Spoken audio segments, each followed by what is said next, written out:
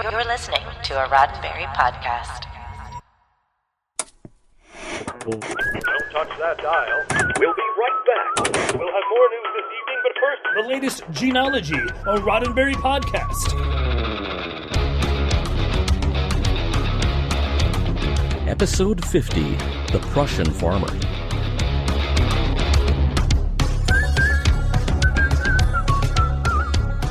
Welcome to Mission Log Gene-ology.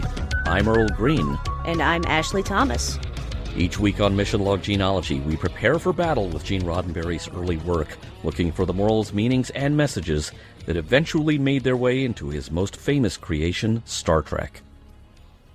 Earl will be back with trivia in a moment, but first, here is how you can reach us.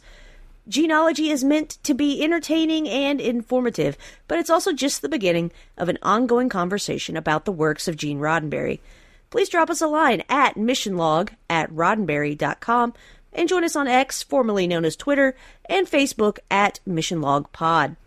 While you're at it, please leave us a review and rating at Apple Podcasts or your favorite podcast platform. 5 stars, please and thank you. And please remember, your comments could be used on future installments of Gene-ology, so say something nice. We'd like that.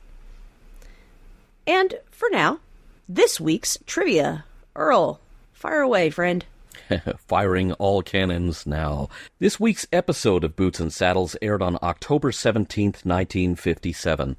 We spoke last week about how some of the information about the show has been lost to time.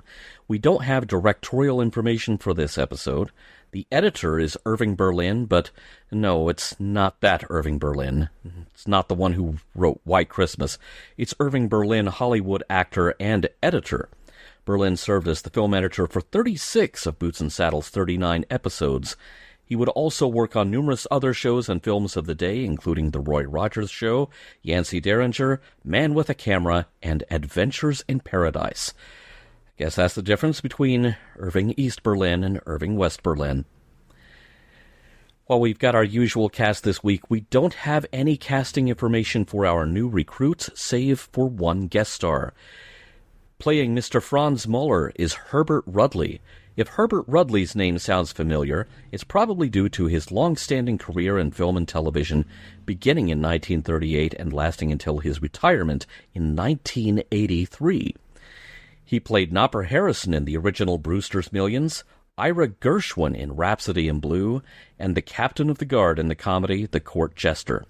Rudley was also no stranger to the horse opera of the day, acting in episodes of Gunsmoke, The Californians, Maverick, and even an episode of Have Gun Will Travel, though not an episode penned by Gene Roddenberry. Herbert Rudley was also a veteran stage actor starring in numerous plays, including playing Macduff in Shakespeare's Macbeth in 1942. Later in his career, he would have his longest TV run as Herb Hubbard in 56 episodes of The Mothers-in-Law from 1967 through 69.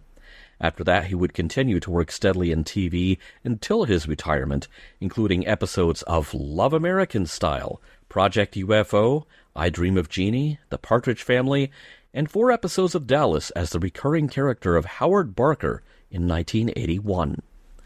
Another interesting point of note about Herbert Rudley, he was interviewed multiple times about his role as Dr. Gordon Angus Ramsay in the 1956 horror film The Black Sleep, where he starred alongside greats of the genre like Lon Chaney Jr., Bela Lugosi, John Carradine, and Basil Rathbone. Check out the book Attack of the Munster Movie Makers by Tom Weaver for more information. We lost Herbert Rudley to a heart attack at the age of 96 in 2006. In you, my friend, I see myself 20 years gone by. Major Franz Mueller, 2nd Elite Prussian Cavalry. Have I told you the story of... Not lately. Yeah. How many times has the old soldier bored you with his tales? But here it is again. There were no soldiers like us. The men I led are such men.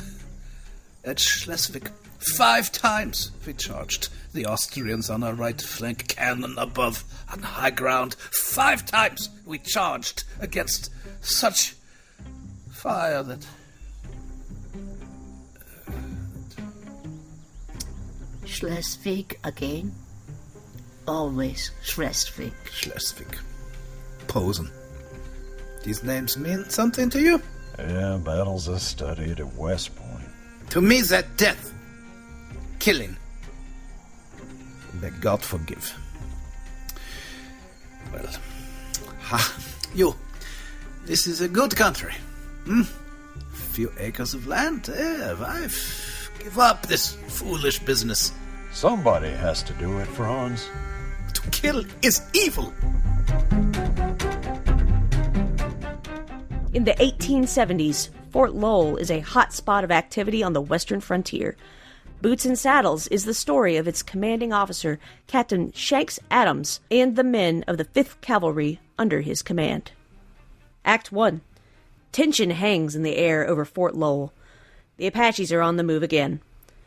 Colonel Hayes plans to take most of the experienced men from Fort Lowell on a mission to recapture stolen supplies and munitions that were intercepted by the local Apache tribes from a military wagon train. The men who will be left at the fort under Captain Adams' command are, for the most part, new recruits, such as the very young Private Hamilton, who's eager to see some action, and the older, less enthusiastic Private Grosset, who openly admits that his chief survival skill is looking out for number 1. Young or old doesn't matter to Sergeant Bullock, their drill instructor. He's just trying to mold them into something resembling a force capable of defending Fort Lowell if needed. And this bunch will need a lot of work.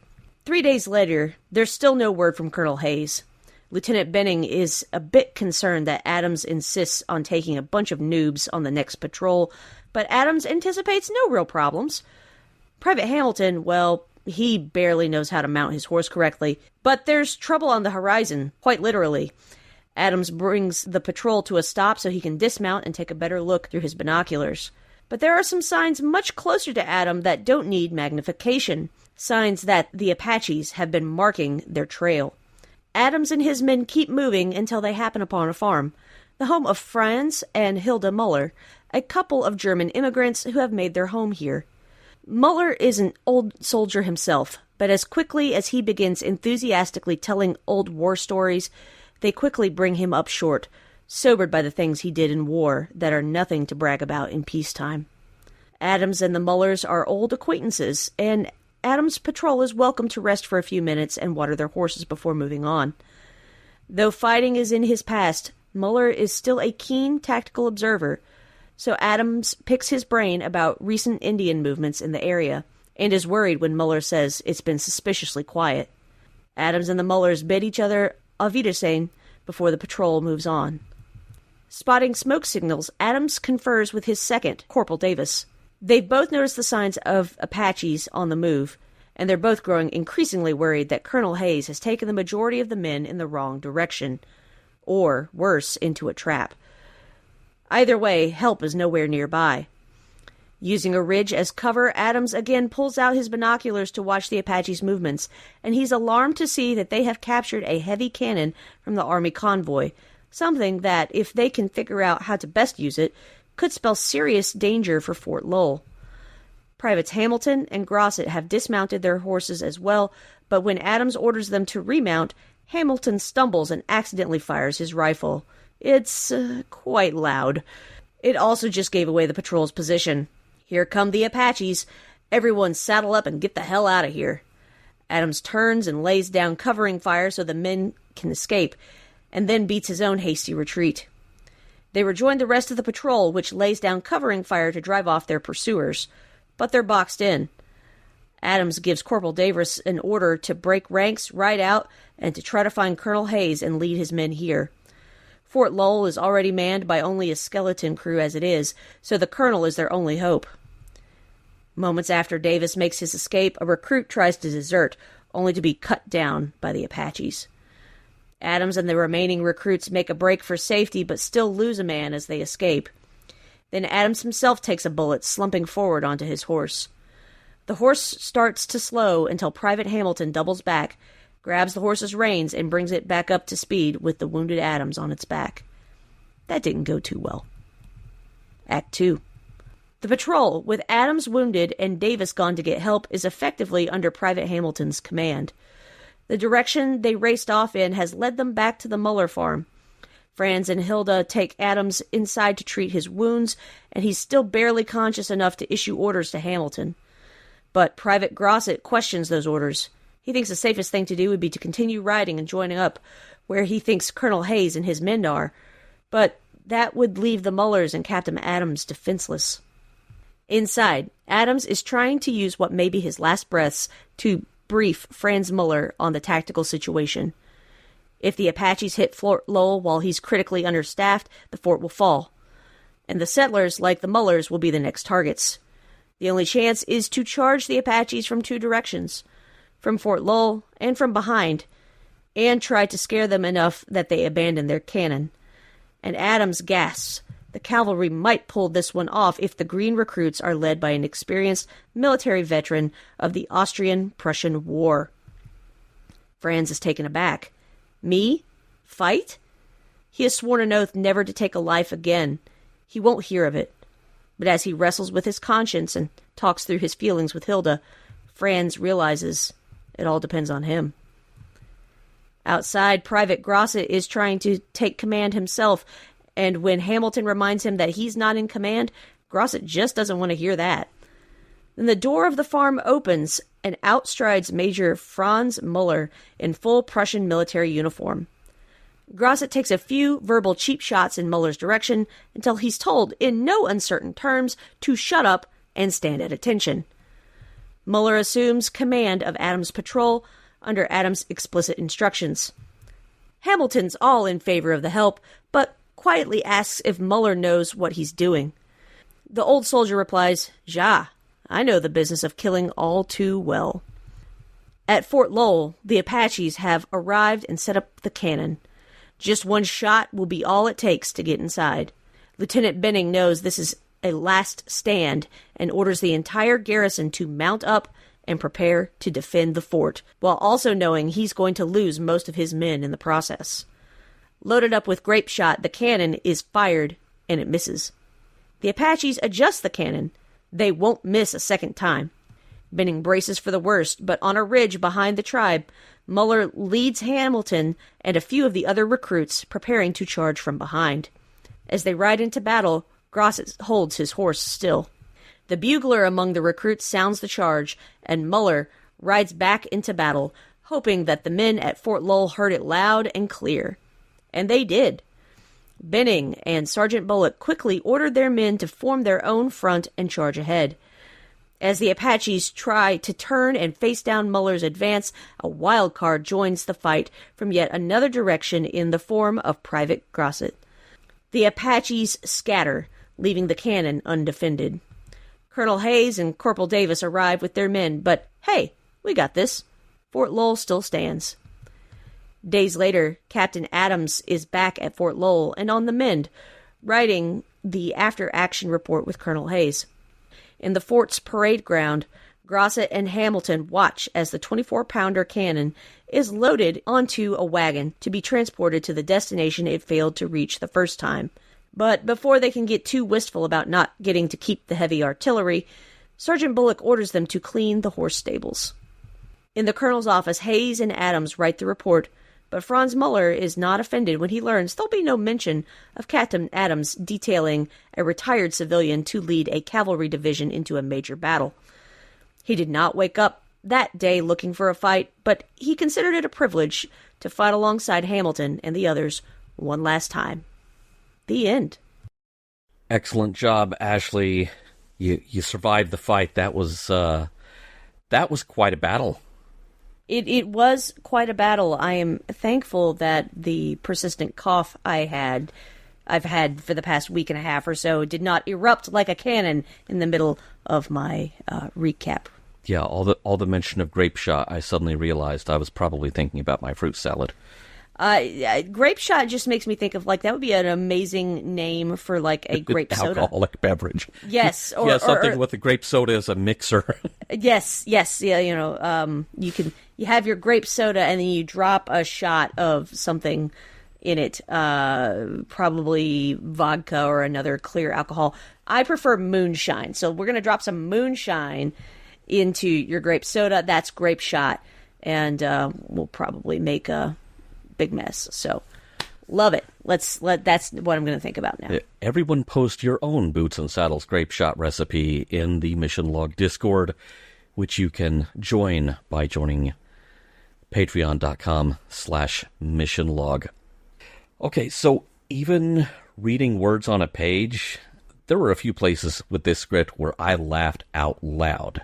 Mm-hmm. Specifically with Sergeant Bullock. Yes. In so many ways, this guy, I mean, he's your stereotypical Army drill instructor, but the insults are kind of hilarious. Because Grosset is asking why the new guys are not going to be part of the convoy that's riding out. Probably because he plans on sitting on horseback, maybe kind of half awake, half asleep. Easy gig. Bullock says the following. "'Cause your first Army laundry ain't dry yet. You can't fire a carbine without taking off a toe. You can't ride without rubbing off your skin. If we keep you hidden inside here, the Apaches might mistake you for genuine troopers." It's like the post-Civil War version of, "Listen here, you lily-livered maggots." Exactly.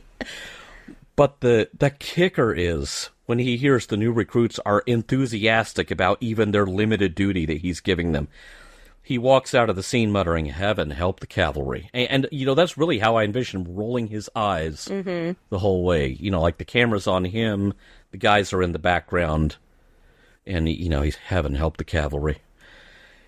We may not have the show to watch, but just the way the scene is written, I got a pretty good laugh out of that.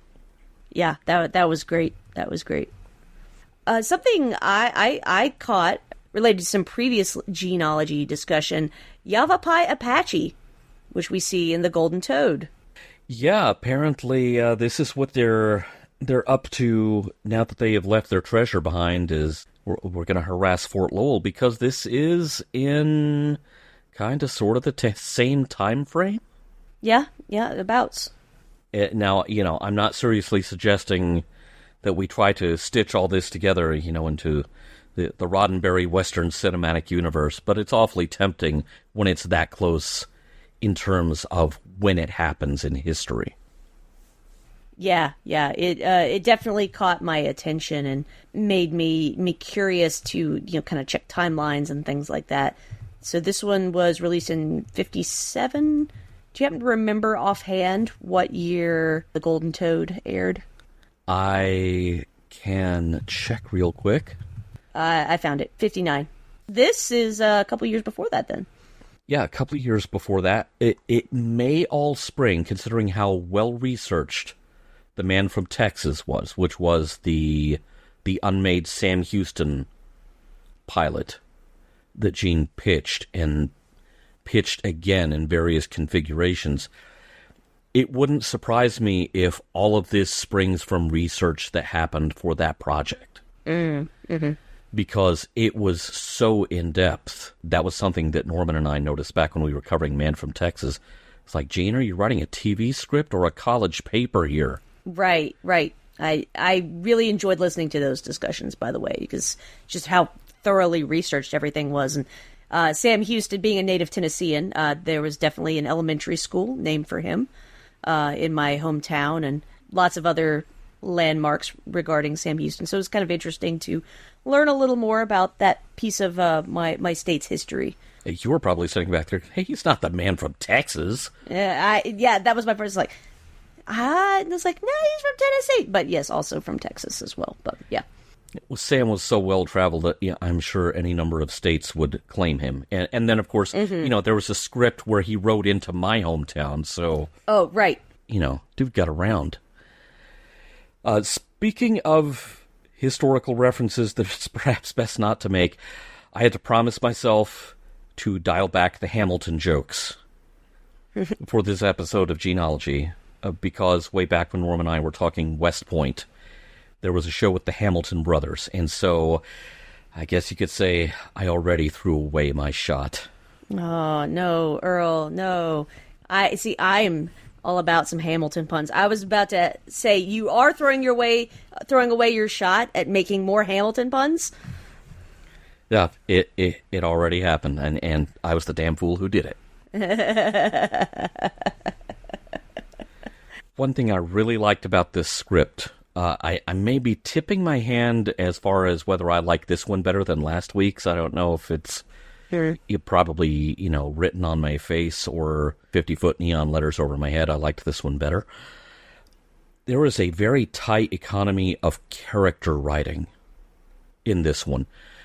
Now, the plot doesn't suffer. We lay out the stakes really well.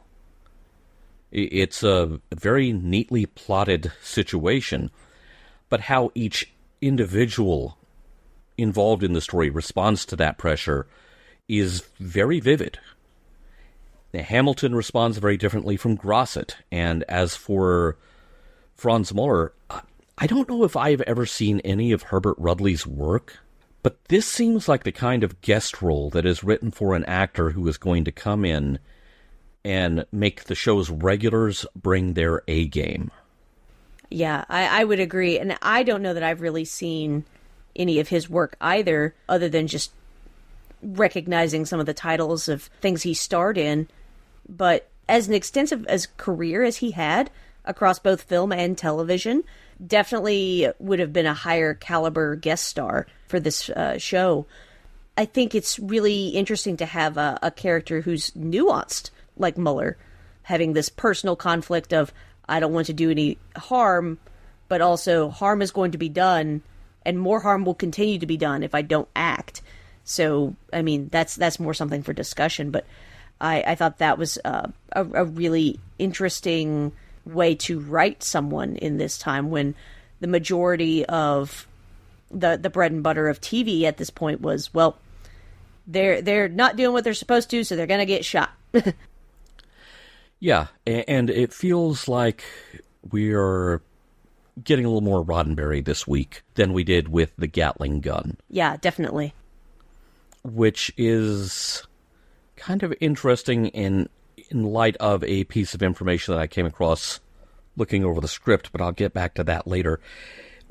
We do have only the script to work from for this episode, which really puts me in a spot. I really want to see how well the production was able to pull this off as written, or if it was able to even get close. Because these stage directions and setting notes, this is like a movie. This is not like a TV show on a tight budget. I really wonder if they did it justice. A valid question. And by the way, as for the last orders that are received by Hamilton and Grosset in this episode, I can personally confirm for you that mucking horse stalls is the great leveler to any man's delusions of grandeur. Because it is like stepping ankle deep into the world's biggest litter box, except more gross. Yeah. Even if you thought you were the business 5 minutes ago, scooping horse poop for an afternoon serves you notice that you are no longer the business. You are just scooping horse poop. Nope. About the only thing worse might be the job elephant pooper scooper. Ew. Yeah, I don't want that job either. Yeah, me either. I think we leave that to the circus people, but hey, they lost a tiger a while back. Yeah. Observation in this script, conversation between Mr. and Mrs. Mueller. Oh, I should have kept the tradition of... I know exactly which line you're talking about. Yeah. Should have kept the tradition of smacking one's wife when she talks back or something like that. Not great. Yeah. I suppose Gene is trying to sell us that, these people are not us. They are from the old world. Look at their quaint and somewhat barbaric ways, but still, it's just like, we could have just left that out. Yeah. Yeah, here's the line. One custom I should have brought back here. the back of my hand to my Frau when she interrupts. But then you see Mrs. Mueller fondly taking her husband's hand. Hear this old soldier talk. He can't even strike the bugs that eat our crops.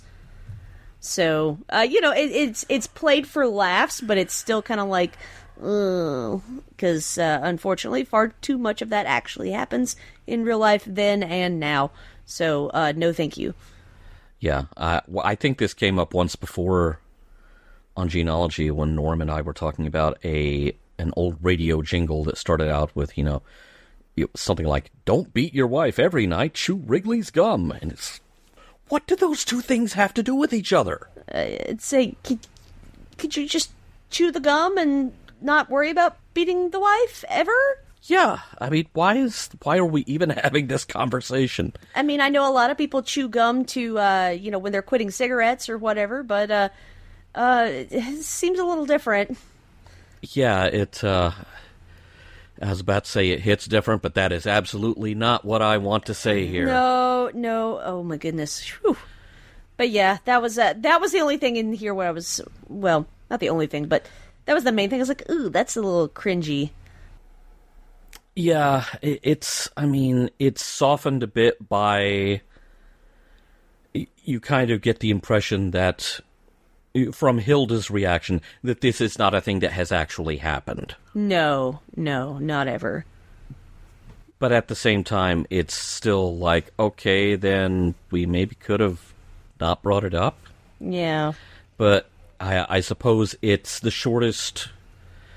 It struck Gene in the middle of 57 as the shortest way to make the point that Franz Mueller won't even harm a housefly. Right. No matter what kind of game he talks. Right. I get it. It just seems like there should be a better way to make that point. Yeah. Would agree.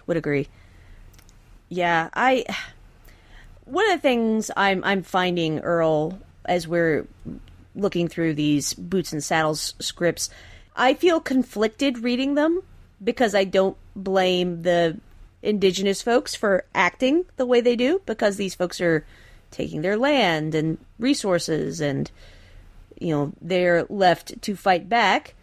But then we also have, and I think this is maybe a good episode to talk about that, because this is basically the central conflict with the Muellers. Mr. Mueller doesn't want to raise a hand to harm anyone, but he also knows more harm is also going to be done. But then also you have this going on in the background of, we're on native land, we're the intruders here. And obviously we're not dealing with that in 1957 when this is written, but... Oh yeah, it was a long time before any kind of reckoning in that area started to even be part of the conversation. Right. And, it raises all sorts of questions. Okay, obviously Franz and Hilda arrived from Germany, probably by boat. Well, almost certainly by boat. I mean, it's the late 1800s. Yeah, they ain't flying. So they arrived by boat. Okay, someone told them... So they almost certainly knew nothing where they were going to end up, just that this was the country they wanted to come to. And so someone pointed them in this direction and said, oh, this is great. Were they unaware that this land had been taken from someone else? Or were they just like, yeah, okay, we'll go with that? Fully aware that it had been taken from someone else. Great question. So it's just interesting that they are there, because either they were unaware, but presumably became aware later, or they were aware the whole time that, the land was perhaps not truly theirs for the taking, but they took it anyway. And so there's multiple levels of cultural ick here that is... If this podcast was 3 hours long, we might be able to, grab a shovel from Private Hamilton and start digging. Yeah, truly. But it's... I really feel like, and I was going to make this point in the discussion, this show's habit, we're on show 2 of Boots and Saddles that we are talking about. It's episode 5 in the series. Utilizes Native Americans as faceless barbarians at the gate. Considering how the unproduced Sam Houston pilots and Gene's scripts for Have Gun Will Travel treated Native Americans with a lot more dignity and respect, I am chalking this up to being a failure in the formulation of Boots and Saddles as a series, which is not Gene's doing. He didn't create the show. When you're an outside writer, you have to conform to the show that has been created if you expect to sell them a script. And so, as a freelance TV writer, which most TV writers are freelance, they are not, staff writer position is a rarefied thing then or now. As Gene had found out, already being a staff writer on West Point and then having fallen out of that category, it becomes a question of, am I going to conform to the show as it is formulated, or am I not going to sell a script this week? Am I paying the rent this week? I need to sell a script this week. That's the calculus. It's also worth noting that the cover page is dated July 15th, 1957. It's like almost 3 months before the episode hit the air. It just says rewrite on the cover. And so I am assuming that means a page 1 rewrite, which translates to start from scratch. Yeah, I have to wonder, what did the original script look like? Was it a much more generous position to the Native Americans? What are we dealing with here? Yeah, and considering how this show has treated Native Americans so far, it wouldn't stun me over much. Would it be disappointing? In my fellow human-type beings?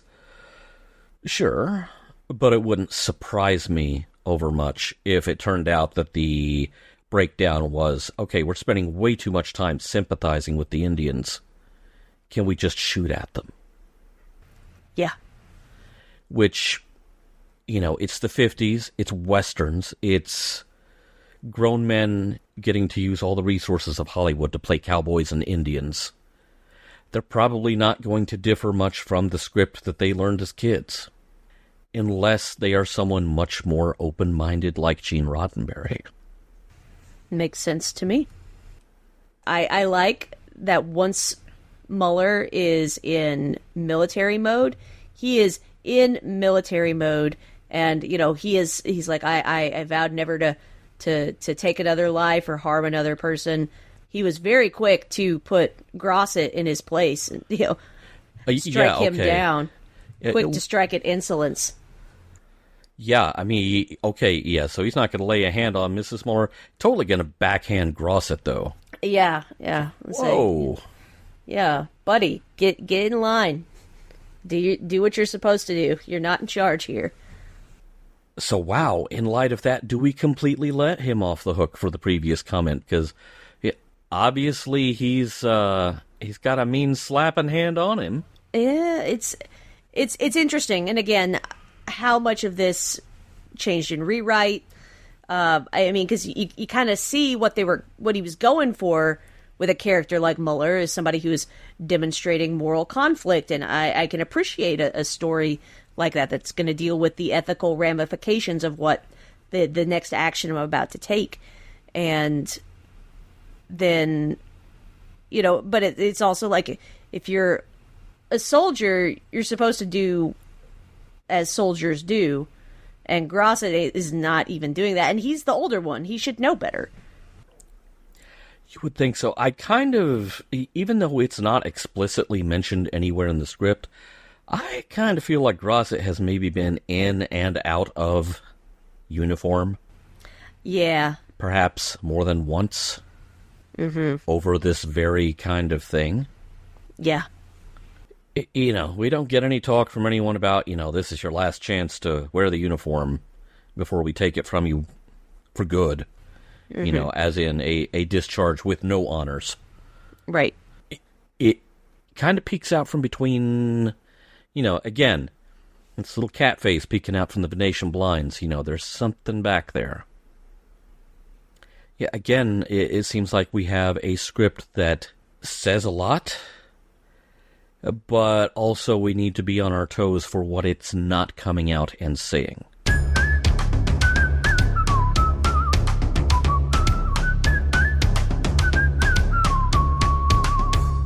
Okay, Ashley, now that we've thrown you in the deep end of looking at scripts instead of shows here on Gene-ology, I'm sure you're finding out what we already know. There are two sides to doing this show. That is, sometimes you get to watch what aired, and you get to notice stuff like the same wheel appearing in every casino set we run across. And that's just the reality of how stuff gets made. When you make an elaborate prop, and more importantly, when you have spent the money to make an elaborate prop, you don't scuttle it. You warehouse it, and you drag it out or rent it out for the next show that you or someone else is going to put on. See also why the most important device in the universe has shown up in every sci-fi show. But then we get scripts, which are just words on the page. And this gets us into, as they call it, theater of the mind territory. We're the cast, we're the director, we're setting the budget. And when it comes to this episode, boy, I really want to see it for real. I am also acutely aware that if I do, it will almost certainly not look as epic as it did in my head. That's kind of a catch-22. But part of what I want to see is the performances. Particularly, again, Franz Mueller. That is a really fascinating character. Yeah, agree. He doesn't want to have to fight, but he also realizes there are times and circumstances under which it's unavoidable. Now, fast forward to a much later show with Gene's name on it. We're talking Season 3, Episode 3 of Star Trek The Next Generation, The Survivors. Good old Kevin Uxbridge. Seems like someone who might be cut from the same cloth as Franz Mueller. Except, of course, he claims that he won't fight again, no matter what. Now, of course, in the Star Trek episode, that's a smokescreen that leads in a whole different direction. But up until that point, there's a really interesting parallel between Mueller and Kevin Uxbridge. And I should point out, that early in Season 3 of Next Gen, Gene was still giving notes on stuff, so even if he didn't write that episode himself, he had some influence. In each case, whether you're talking about Franz Mueller or Kevin Uxbridge, they discover there is something that will make them fight again. And so the whole time I was reading this script, I kept on thinking of that actor from that Next Gen episode. I believe it was John Anderson. That was Mueller in my head. Because for me, it was kind of the same guy. Yeah. Yeah, and I can certainly appreciate, the moral conflict that Mueller is experiencing. I think that's the most interesting thing to me about this episode. Mrs. Mueller says to him to hate fighting and yet to fight is difficult. Understanding his conflict there, or he doesn't want to hurt anyone, doesn't want to cause harm. He's basically taken a type of Hippocratic oath there, do no harm. Yeah. But he also sees, unfortunately, it may be unavoidable. We kind of get the turnaround of that at the end of the episode where he says there are also beliefs about preventing evil. If I did wrong, there is such a thing as forgiveness. At least this I can be certain of. And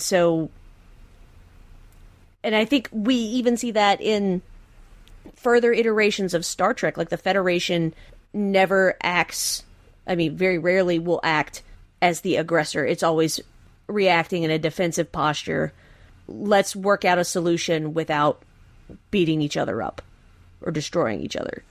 For the most part, that's been the main ethos of the Federation. Right. I was about to say Section 31 would like the word, but let's not talk about them. Yeah, I've got thoughts about that, but yeah. But that's not what we're talking about here. It seems like Mueller is seeking absolution here. Yes. What he tells Private Hamilton is, I know the business of killing too well. And so, has he ridden into a battle where he took a life or several lives? Yeah, that's kind of very clearly implied there. And as much as he doesn't want to hear, he wants to spare his wife experiencing that same kind of horrors of war. Right. I thought it was interesting that Gene was so set on telling this story, he effectively sidelines all of the series regulars. Yes, that was a big surprise for me. It's like, wow, Mueller's got a big part here. Yeah, whoever was playing Shank's Adams, it kind of takes me back to the second season of Babylon 5 when the character of Garibaldi is unconscious for multiple episodes. And the late Jerry Doyle, who played that part, said it was the easiest money he ever made. Adams gets to lie around and be tended to and not have many lines after his initial bout of action in Act 1. Good week for him. But Colonel Hayes is already out of the frame. He shows up at the beginning and at the end. We leave Lieutenant Binning at the fort. We don't see him until he is having to mount what he is thinking is going to be the last defense of Fort Lowell. And so we really are spending this story with guest stars. We're spending it with Mueller. We're spending it with Hamilton. We're putting up with Grossett's crap. Right. I'm sorry. He may have earned that backhand just a little bit, and yet I don't want to entertain the kind of thought that anyone earns that. Fair. But he's a most annoying character. Yeah. Just stick with me. I know the Army ropes. It's like, well, then why are you in your 40s and still a private? Right. And it's like, must not be that good. Yeah, you must keep tripping on those ropes, buddy. That's how you know them so well. Say you're no Beckett Mariner. Yeah, Grosset. So I think I just told everyone what I think about Grosset. I think everybody agrees with you. I'm going to speak for the collective everybody. Everybody agrees with you. This is really interesting in light of something that is in the Writer's Bible for Star Trek The Next Generation, circa 1987, and then for the rest of the show, no matter how many revisions it underwent. Gene and I believe David Gerald had a big hand in drawing up the Next Gen Writer's Bible, made it very explicit, don't sideline our regulars for a guest role. They should have an integral part of the story related to the guest character, but they should not disappear. Now, I will note that Next Gen did not stick to that policy at all times. But I find it really interesting that Gene turns in this script in 57, and then 30 years later, almost to the day, he writes in the Next Gen Writer's Bible, oh man, don't just give meaty stuff to the guest stars. So I wonder if that was part of why the word rewrite is written in Gene's handwriting across the cover page. That's a great question. I wonder, was he forced to rewrite it where Mueller has the meatier chunk of the episode versus, the regular cast? Yeah, it's interesting. And in some cases, you do that because you have cast members who have other commitments. Sure. Even though they're under contract to your show, if they have made arrangements, I'm going to do Gunsmoke this week. Can you lighten me up for 1 week? Maybe that's what happened. We don't have any production correspondence, so we don't really know what the story was here. I just thought it was kind of an ironic thing that in this 30-year spread, we go from, hey, this whole show is down to the guest stars, to Don't just give the good stuff the guest stars. Save some for the people who are here every week, which, of course, is also several years before we start getting DS9 episodes like It's Only a Paper Moon, where, again, we're back to sidelining the whole regular cast because the action is with secondary characters that week. Mm-hmm.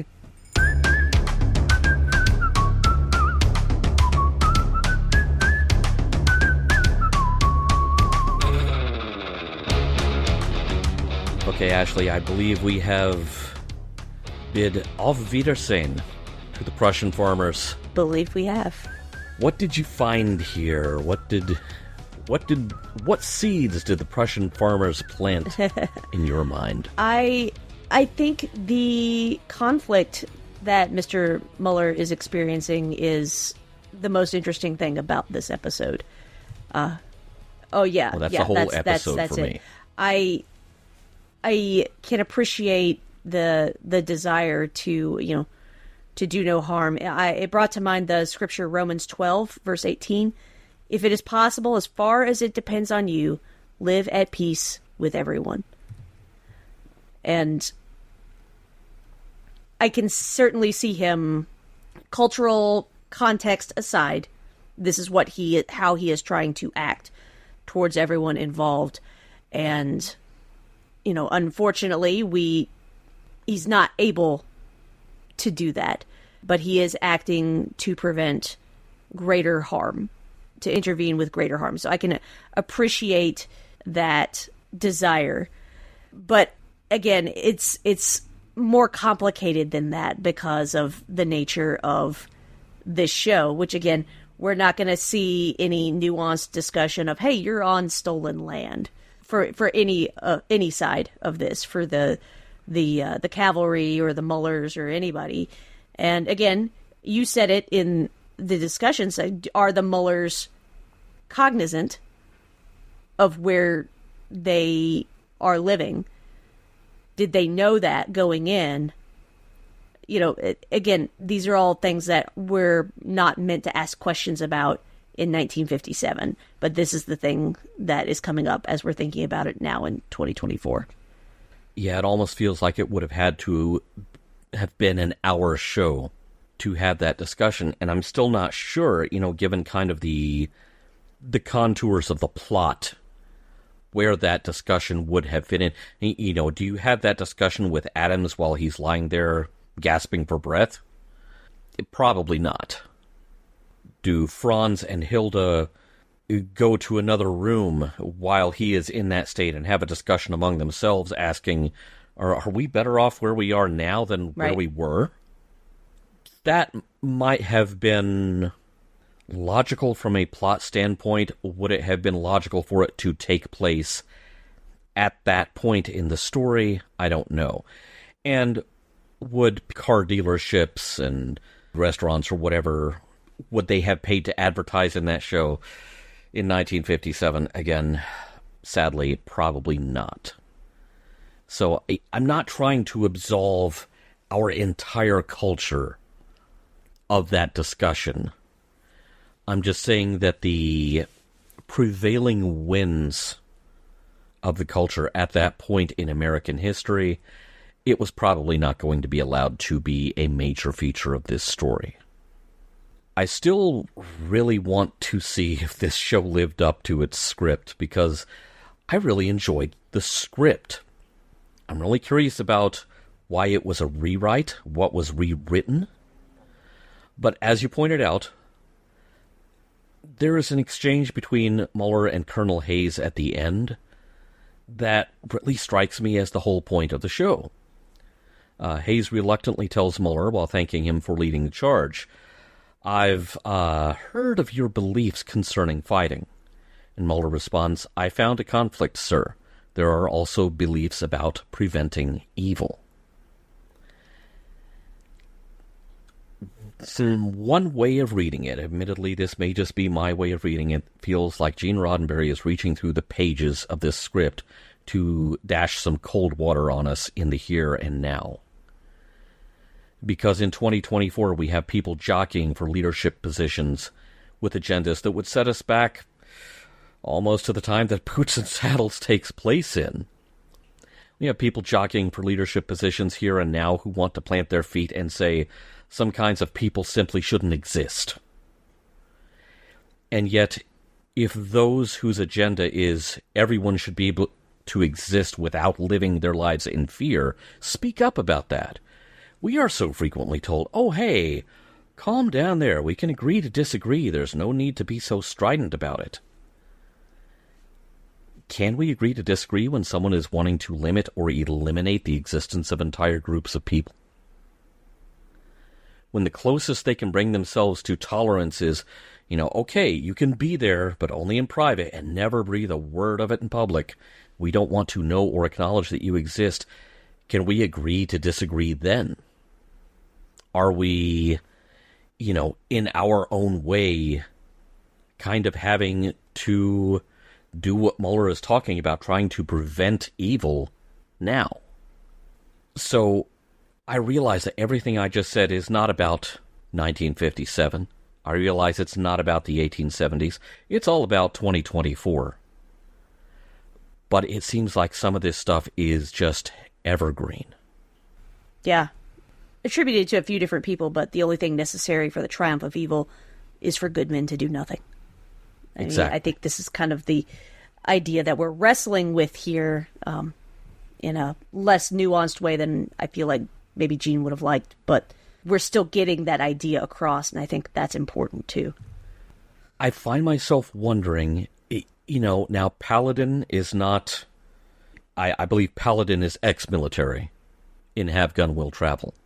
And so it would be hard for him to either take the Mueller role or especially to take the Adams role in this story. I wonder if this story could have been better told on Have Gun Will Travel. Great question. Kind of reminds me of when we were covering I Led 3 Lives. This does not seem like a show whose format is going to allow Gene Roddenberry to get a whole lot of Gene Roddenberry into the script. Yes, I think this might be a paycheck script, as it were. Yeah. Yeah. Versus a, hey, I'm going to explore this complicated idea in a nuanced way through the medium of this TV character that you like. And yet it still feels like, even if he was told to rewrite it, he still got some kind of lick in there. And good for him. I just wish that there had been a bit more nuance to it, and that it felt more like the work of the writer whose other works have just blown our hair back with how modern they are. This definitely feels like it belongs to 1957. Agreed. Mission Log Gene-ology is produced by Roddenberry Entertainment. Special thanks to the Roddenberry Repertory Players. Our cast this week featured Jeff Gauntt as Captain Shank Adams, John Billingsley as Franz Mueller, and Bonita Friedericy as Mrs. Mueller. If you would like to support us directly, you can do so at patreon.com/missionlog for early access to shows and the Mission Log Discord. If you have any material that might be of interest to us that isn't already in the Roddenberry archive, please drop us a line at missionlog@roddenberry.com. Our website is missionlogpodcast.com. On the next Gene-ology, the Marquis of Donnybrook. Special thanks to consulting producers Matt Esposito, Homer Frizzell, Rand Hurl, Tom Kozak, Julie Miller, Mike Richards, Mike Schabel, Paul Shadwell, and David Takechi. We'll be back next week with more of your favorite programs. This concludes our broadcast day.